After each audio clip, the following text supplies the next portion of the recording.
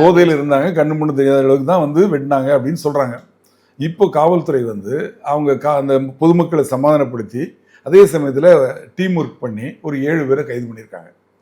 எந்த மாதிரி இதில் அவங்க இது பண்ணியிருக்காங்கன்னா, சிசிடிவி ஃபுட்டேஜ், இவங்க வந்த வண்டி நம்பரு, அதுக்கப்புறமா அந்த இடத்துல வந்து அவங்க செல்ஃபோன் டவர் லொக்கேஷன், அப்புறம் வந்து இந்த மாதிரி சம்பவங்களில் ஈடுபடக்கூடியவங்க யார் அப்படிங்கிறவங்களெல்லாம் பார்த்து ஒரு 7 பேரை கைது பண்ணியிருக்காங்க. அவங்கள விசாரிச்சுட்டு இருக்காங்க.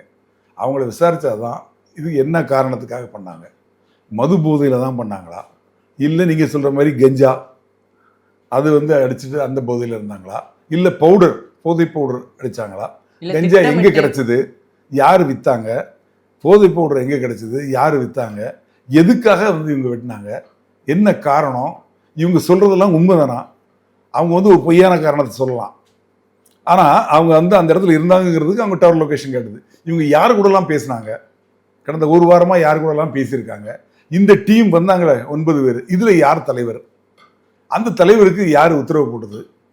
இப்போ காவல்துறையில் சொன்னதாக சொல்கிறாங்க, எந்த அளவுக்கு உண்மைன்னு தெரியல. கைது செய்யப்பட்ட 7 பேருமே ஒரே சமூகத்தை சேர்ந்தவங்க, காயம்பட்டவங்க இறந்து போனவங்கலாம் வெவ்வேறு சமூகத்தை சேர்ந்தவங்க, ஆனால் இவங்க இந்த டீம் எல்லாமே ஒரே சமூகத்தை அப்படின்னு சொல்கிறாங்க.